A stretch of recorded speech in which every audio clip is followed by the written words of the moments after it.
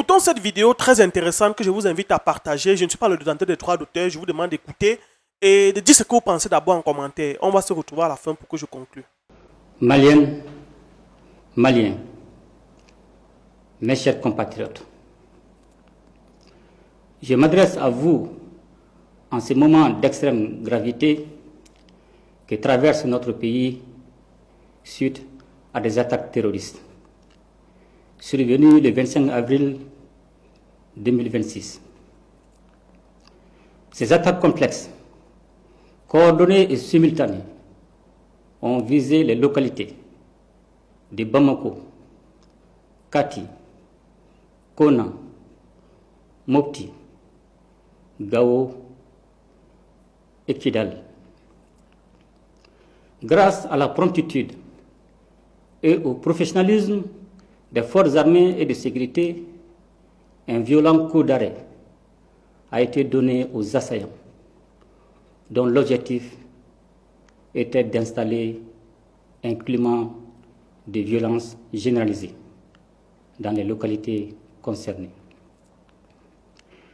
Grâce au sang-froid des hommes engagés et au maintien de la cohérence de la chaîne de commandement, le plan funeste de l'ennemi a été déjoué, avec la neutralisation d'un nombre important d'assaillants.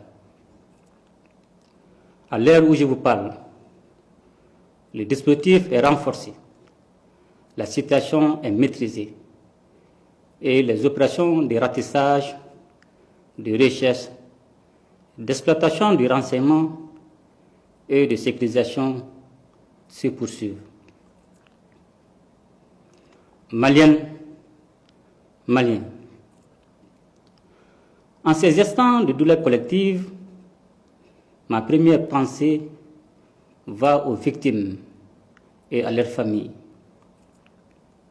Je m'incline devant la mémoire de nos compatriotes, civils et militaires, tombés sous les coups de la barbarie. J'adresse au nom de la nation tout entière mes condoléances les plus attristées aux familles endeuillées et exprime ma compassion aux blessés. C'est avec une grande peine que je tiens à rendre un vibrant hommage à notre regretté ministre d'État, ministre de la Défense et des anciens combattants, le général de corps d'armée Sadio Kamara, dont la disparition constitue une perte immense pour la nation malienne. Ce valeureux officier a servi le Mali avec loyauté, courage et dignité, avec un sens élevé du devoir à un moment où notre pays est engagé dans une lutte acharnée contre le terrorisme. À sa famille, à ses proches, à ses collaborateurs et à l'ensemble des forces armées et de sécurité, j'adresse la compassion et la solidarité de la nation. Son engagement restera gravé dans la mémoire collective et son sacrifice nous oblige. Qu'Allah lui accorde sa grâce infinie. Mes chers compatriotes, ces attaques ne sont pas des faits isolés, elles s'inscrivent dans un vaste plan de déstabilisation conçu et exécuté par les groupes armés terroristes et les sponsors internes et externes qui leur fournissent du renseignement et des moyens logistiques. C'est le lieu de raffirmer la ferme volonté du Mali de maintenir le cap de sa refondation. Notre peuple a fait un choix, celui de la souveraineté et de la dignité qui symbolise la prise en main de son destin. Ce choix est l'expression d'une volonté nationale affirmé et assumé.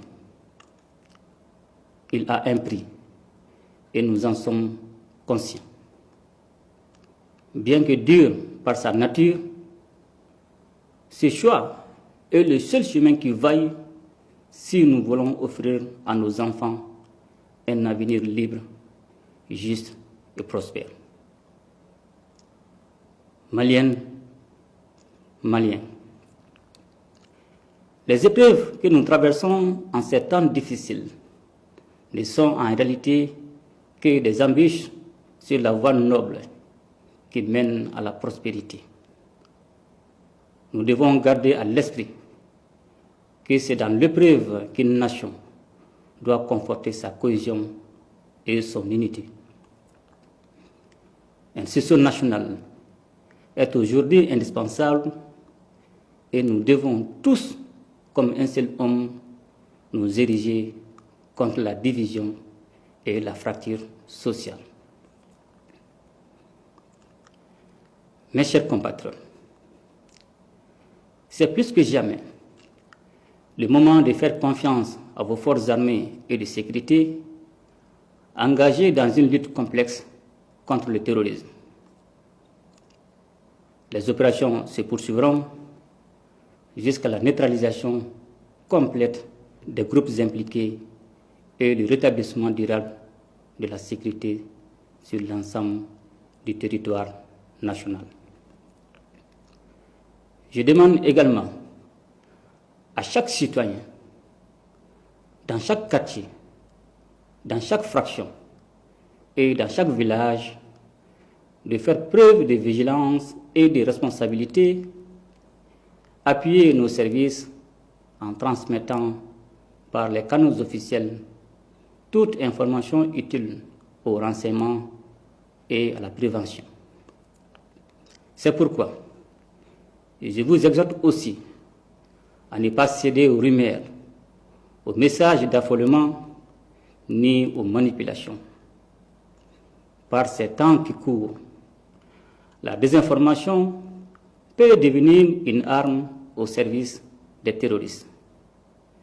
Le Mali a besoin de lucidité et non de panique. Je salue, en cette circonstance, la synergie d'action au sein de la Confédération des États du Sahel, dont la force unifiée œuvre sans relâche à la pacification de notre espace.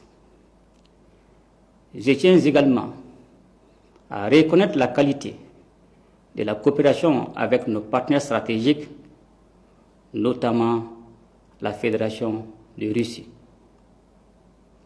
J'ai instruit le gouvernement de prendre toutes les mesures nécessaires pour renforcer l'assistance aux victimes, soutenir les familles endeuillées et accompagner les blessés.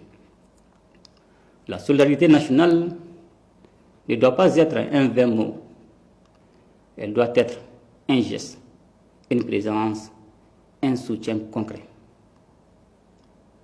Aucune violence, aucune intimidation, encore moins des tentatives désespérées de déstabilisation ne sauront inverser la marche de notre pays. La refondation se poursuivra, la souveraineté se consolidera, notre peuple, debout et résilient comme jamais, triomphera de cette épreuve. Qu'Allah bénisse le Mali et protège les Maliens. Je vous remercie. Alors, j'ai trouvé que cette vidéo était très intéressante, très enrichissante. Je vous invite à dire ce que vous pensez. Je précise encore, je suis pas le détenteur des droits d'auteur. Si cette vidéo vous a plu, abonnez-vous d'abord. Ensuite, dites ce que vous pensez en commentaire. Laissez vos commentaires, je vais lire, je vais vous répondre. Et on se voit à très bientôt. Ciao, ciao.